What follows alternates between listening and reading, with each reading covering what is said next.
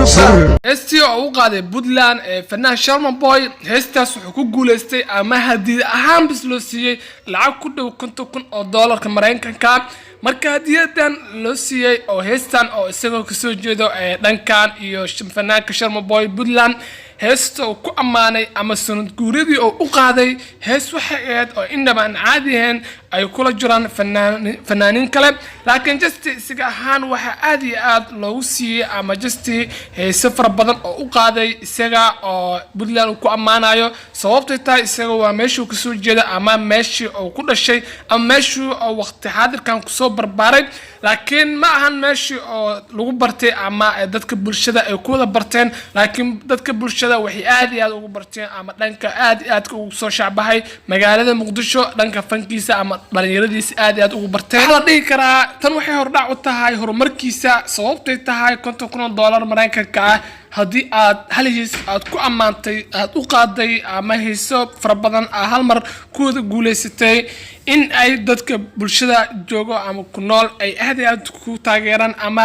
ay ku muujiyaan kalgacayl ama ay wax walba ay ku muujiyaan farxad waana wax ay 100% qof waliba oo heli karin ama fanaan waliba oo dhanka booskiisa joogo ama dhanka heeso oo na sameyn karin laakiin waa iskoor isaga kali u qaas ah ama noloshiisa u qaas ah midana waxa dhigi karnaa waa mid oo horumar uu ka sameeyay ama dhanka horumar baasan inuu sameyn doono oo noqon karo fanaanka ugu shacbiyada badan Soomaaliya hadda fanaanin fara badan ba dadka badana ku xantaan ama dadka dhanka social media in laga oo ka shacbiyad badan yahay ama ay fanaanshan waqti xaadirkan ka shacbiyad badan fanaanin fara badan laakiin way jiraan dad badan way ku xantaan in ay Sharma Boy laga saameyn badan yahay ay jiraan fanaanin dhanka caansan oo ka saameyn badan laakiin أنا هانتي ما أمسني سو دانك عنك ومشهور وكجاري لكن إن لا سامين بدن ياهي أما فنانين فر بدن أي كسامين بدن دانك فنكا وواح معقولة وأنا واح جرو وأنا واح لوج سهري سجهان دانك فنكا لوج سهري إذا ما حد كنا هرمر كيس أي كمين تهاي صوبت تهاي السجوا وقت حاضر كان كجرو سنة كمان أما 2 year أما ويران 3 year أو كجرا أيوه حكسمي سامنتان أما حسمي horumar aad iyo aad u balaaran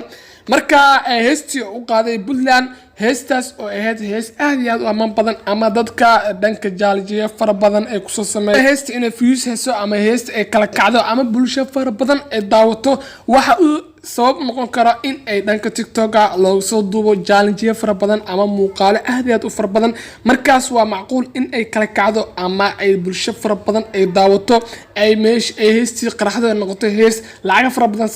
sameeysa heestuna way noqonaysaa hadii ay jaaljiya fara badan dadku soo sameeyaan lacagtu ku guuleystay waxay sameynaysaa mid 5 jibaar ama mid 6 jibaar ay sameynaysaa markii uu dhanka YouTube-kiisa oo soo galiyo heestaas ay YouTube-ka wuxuu ka sameyn karaa lacag inaba aan caadin heestada tusaalahan daawato ilaa 400 ilaa 500 ay daawato waa macquul ilaa 10,000 ilaa 5,000 ilaa 6,000 in ay heestas ay sameyso qura